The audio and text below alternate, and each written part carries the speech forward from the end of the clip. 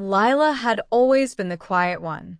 At 24, she was the kind of person who faded into the background, her presence barely noticed even by those closest to her.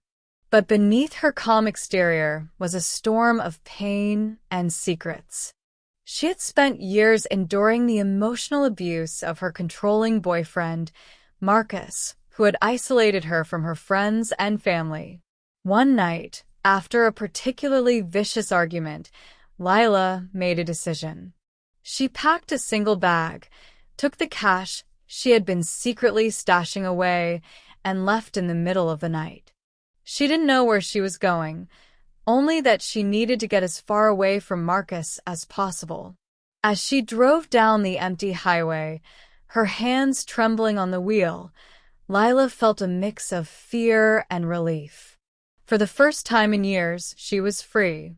But she knew Marcus would come looking for her, and he would stop at nothing to find her. After driving for hours, Lila pulled into a rundown motel on the outskirts of a small town. The place looked like something out of a horror movie, but she was too exhausted to care. The man at the front desk, an elderly gentleman named Harold, seemed kind enough. He handed her a key and warned her to lock her door. "It's not safe around here at night," he said, his voice low and gravelly. Lila nodded, too tired to ask what he meant. She collapsed onto the bed, her mind racing with thoughts of Marcus. Just as she was about to fall asleep, she heard a knock at the door. Her heart stopped. She peered through the peephole and saw a young woman, no older than herself, standing outside. The woman looked frantic, her eyes wide with fear.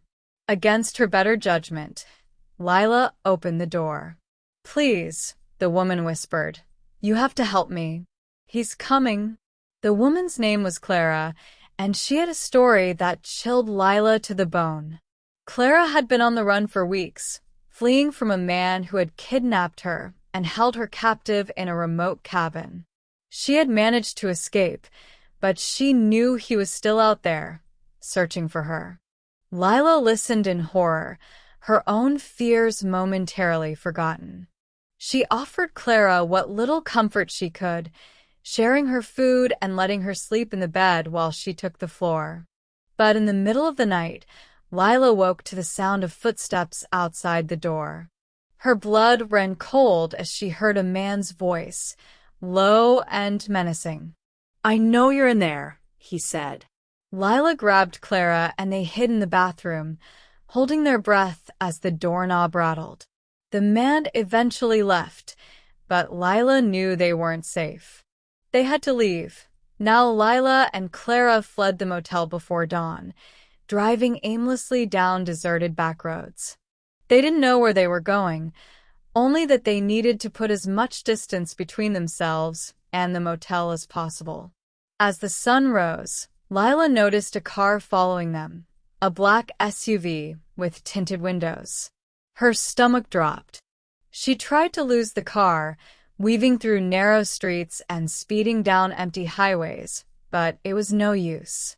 The SUV was relentless. Clara began to sob, her fear palpable. "It's him," she whispered. "He's found me." Lila's mind raced. She couldn't let this man catch them. She wouldn't. But as they rounded a sharp curve, the SUV rammed into the back of their car, sending them spinning out of control. The last thing Lila remembered was the sound of screeching tires and Clara's scream. When Lila woke up, she was in a hospital bed. Her body ached, and her head throbbed with pain.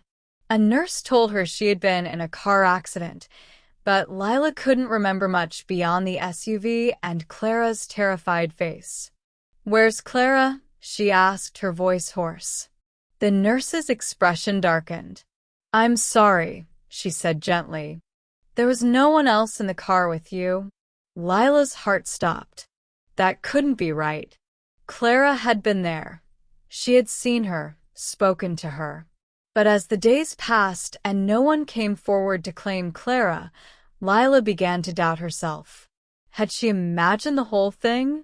Was Clara just a figment of her fear-stricken mind? The questions haunted her, but there was no time to dwell on them. Marcus had found her. He showed up at the hospital, his face a mask of concern. "I've been so worried about you," he said, his voice dripping with false sincerity.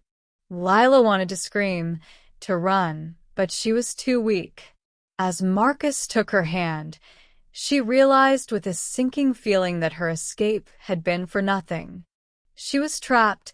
Again, Lila was discharged from the hospital a week later, her body still bruised, but her spirit utterly broken. Marcus took her back to their apartment, where he watched her like a hawk, his possessiveness more suffocating than ever. But Lila had one last card to play. Late one night, while Marcus slept, she slipped out of bed and went to the kitchen. She opened the drawer where he kept his gun, her hands trembling as she picked it up. She didn't want to die, but she couldn't live like this, not anymore. As she pressed the barrel to her temple, she thought of Clara, of the woman who may or may not have been real. She thought of the life she could have had, the person she could have been. And then she pulled the trigger. The sound echoed through the apartment, but Marcus didn't wake up. He never would. Lila had made sure of that. In her final moments, she smiled. She was free, finally, truly free.